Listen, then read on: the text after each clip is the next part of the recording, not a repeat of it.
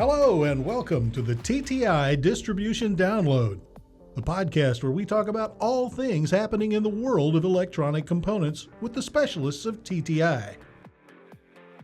And now, your host for the TTI Distribution Download, Paula Renfro. Hey everybody, thanks for joining us again today for part 2 of our conversation with Gabe Asori of TTI's Transportation Business Unit, or as we like to call it, the TBU. Thanks for having me. Today we're going to talk a little bit about forecast, okay? Yeah. So I want to ask you about, what you see coming up from a technological advancements, and then I also want you to explain, give me the definition because I've been hearing this lately. Electrification. Yeah. Got that last 10 years. But what is this new word? Electronification, and what do you see in those two distinctions, let's say, for the rest of the year? Yeah, great question again, Paula. And absolutely, I'd say electrification and electronification of not just automotive vehicles, but all transportation vehicles. And again, that crosses the gamut from a passenger car, construction, farm and ag, mining, last mile delivery, heavy truck, you name it. So electrification, I think we understand, right? It's a battery pack on a vehicle, taking out the internal combustion engine. Now everything drives on electricity. Electronification, a little bit broader, but certainly is related to autonomy. So think of all of the technology that's on top of a vehicle, the sensors, the cameras, the LiDAR, the radar, you name it. Your infotainment center going from from the old instrumentation panels to an all digital or TV screen looking display, and now going the whole length of your car or width of your car as opposed to just right in front of the steering wheel. So a lot of that. Lighting is certainly playing a big part of that. Your mirrors going from actual cameras or actual mirrors that are on the side of your vehicle to now just a little camera that now shows a display on your cluster somewhere. So that would be what we mean by electronification, and there's so much more that goes into that as well too. Obviously, that I'm not hitting on there, but yeah. Cool. So got it. So what do you see? Do you see technology coming at a different speed as related to electrification because we've been working in that area for longer, or electronification because that also makes me think just truly it's the wild blue yonder from that perspective? And that's a great perspective. Yes. Electronification, I think, provides a lot more vastness to it because when you drill down into it, really electronification is the movement of data. So you have to think there are massive amounts of data in a vehicle system or architecture that needs to be moved, whether it's a camera, whether it's a LiDAR, infotainment system, something like that. So a lot of development in the interconnect and the capacity of board level components to handle and manage that much data transfer within a vehicle because it has to be instantaneous, right? If you have an autonomous vehicle driving around the city and something steps into its path, it needs to be able to react very quickly. So the movement of data is really driving, I think, a lot of new component design, new requirements that are coming from the design engineers that are actually doing the design of this. Asking questions that or looking for product that may not exist yet. So if you could dream it, you could be it. But what's the limiting factor today for the design engineer? Space. Probably is a big one. We're miniaturizing a lot of those interconnects and even more of the board products. Obviously, those have always been on a trajectory of miniaturization. But certainly from an interconnect perspective, I think about, I'll use some terminology here like FACRA or coax interconnects that have typically transferred data like that in the past in a vehicle. And now we're moving to more of a mixed use, small interconnect product that would have Ethernet, coax, and maybe some low power signal all in one connector that might now be able to move quickly through a vehicle or take advantage of limited space within a vehicle, whether that's automotive or heavy truck or anything like that. Are you seeing what are you seeing from an economic perspective for the rest of the year? And because I want to lead into if you say slow down, which I think you might, Mm-hmm. Is that going to affect the advancement of technology? In And that I'd actually step back and say I'd be careful with a slowdown, because I don't know that it's going to be a slowdown per se. Certainly a pause maybe, or for lack of a descriptive word for it, it's the interesting thing with the transportation market is because of the technological advancements taking place, the electronification side of things, there's more demand for components with fewer vehicles that were made in the marketplace last year. So therefore, business was actually up. And I think we're going to continue that trajectory certainly through the first half of this year. Yeah, so I don't think that the technological advancements will slow down at all. There's too much need out there for the development of those new technologies, specifically around interconnect, higher power capabilities, and again, the transfer of large amounts of data through a vehicle that need to take place. And our suppliers that we work with are still developing and have roadmaps to release new products this year, next year, and even in the next 3 years that help achieve the standards and the specifications that these customers and engineers are looking to achieve on these new types of platforms. So no, I don't see it slowing down from that perspective. Even if there is a slight pause in the economy or overall. Okay, so economy, check, not to worry about technology coming. What challenges do you believe this segment will face? Yeah, a lot.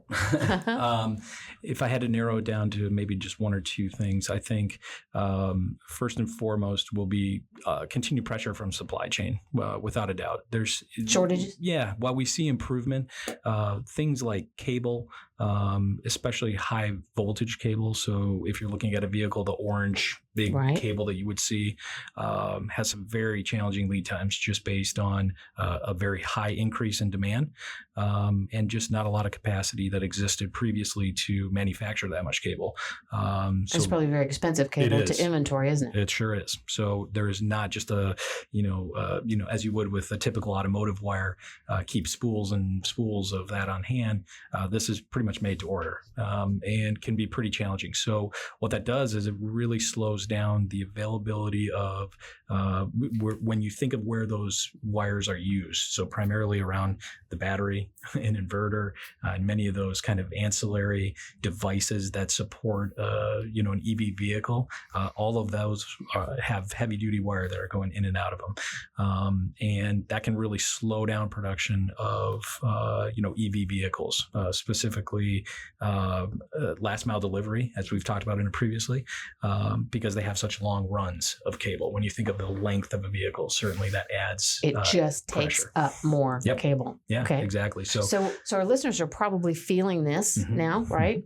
When do you think do you see this loosening up, short lead times coming in? Component wise, yes. On the cable. Cable, it'll take some time. While we don't necessarily distribute cable, we do obviously work very closely with cable manufacturers. Giving you some insight. Exactly. Yeah. Especially as it relates to designing of components too, right? Our components need to be able to fit cable that our customers are using. So we have a lot of relationships with those cable manufacturers. We hear from them often that they are making investments in new foundries and new capacity to build the cable. It's expensive and it takes a long time to get set up, better part of a year to get another line up and running. But they're coming.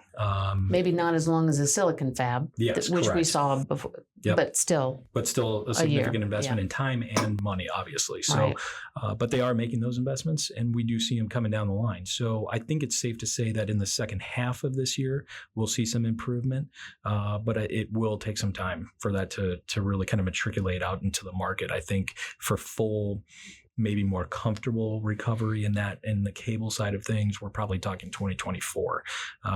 But then again, you can get even more demand for it. So, right.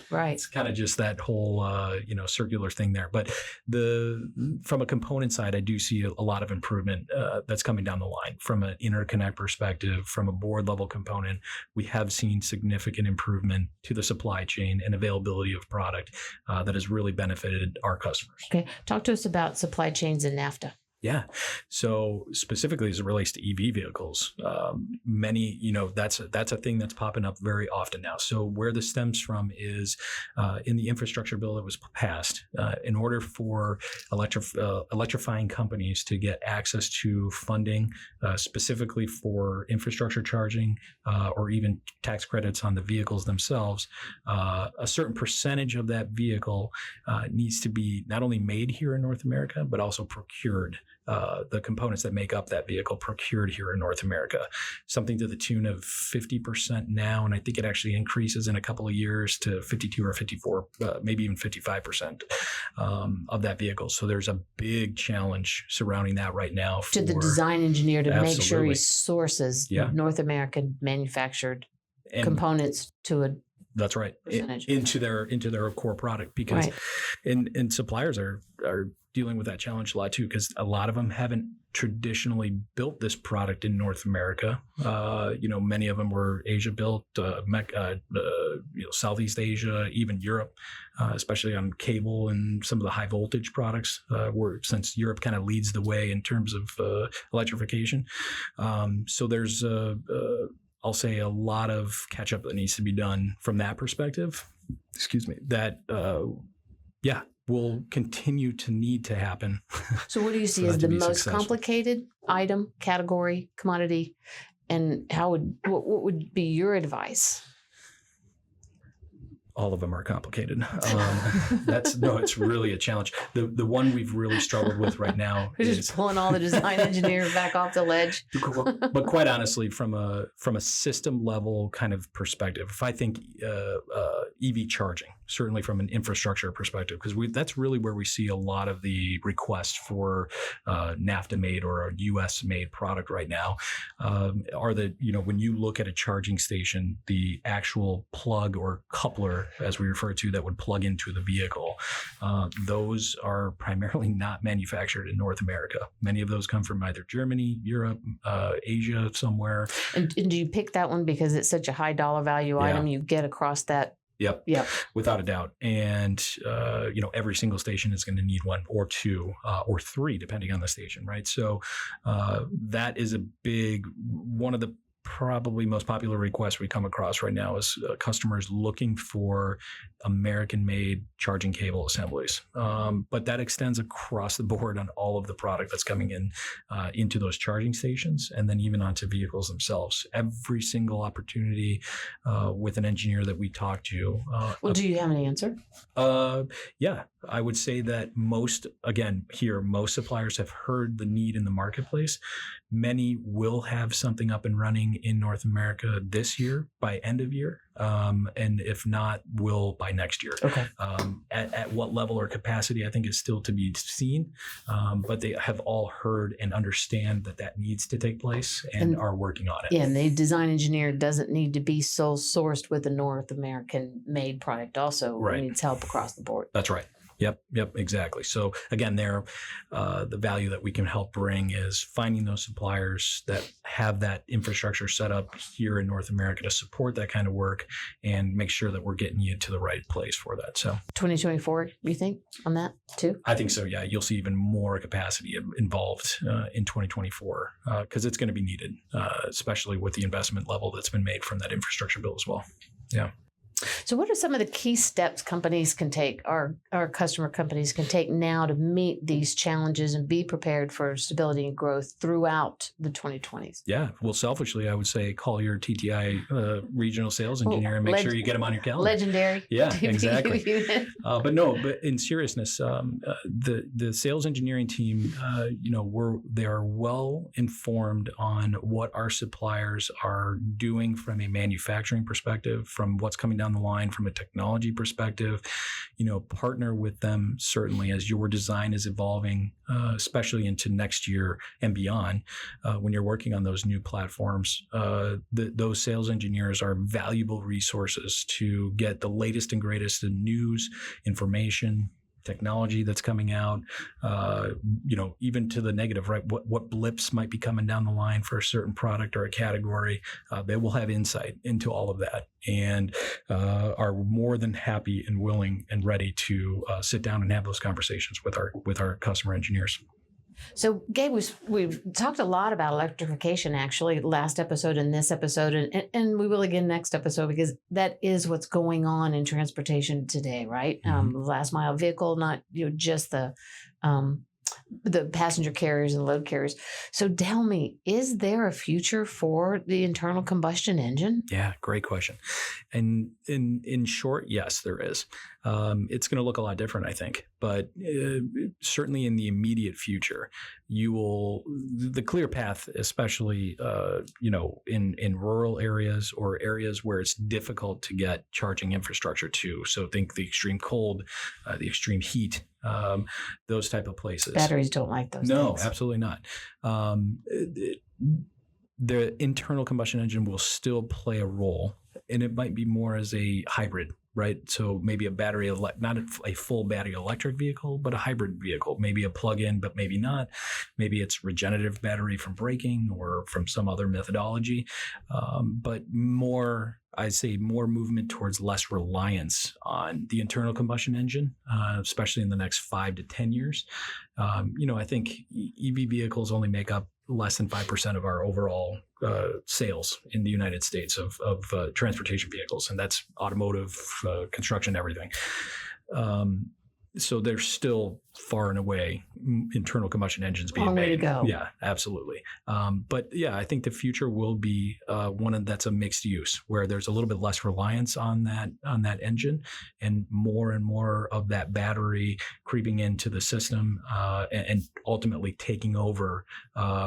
Because we see it all the time with power generation. So if you think of mobile charging or mobile power generators for construction sites and things like that, you're starting to see even now less reliance on diesel engine generators and more coming from maybe a hydrogen fuel cell, solar power even.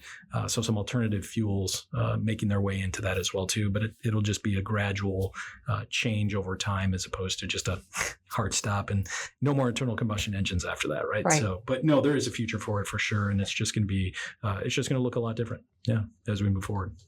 A lot different, a lot cleaner. Yeah, exactly. Or less noisy. Less noisy. Yes. Yep.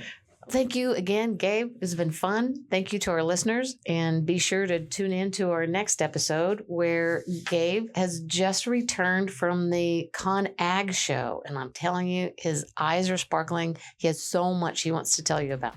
Looking forward to it. That's it for this episode of the TTI Distribution Download.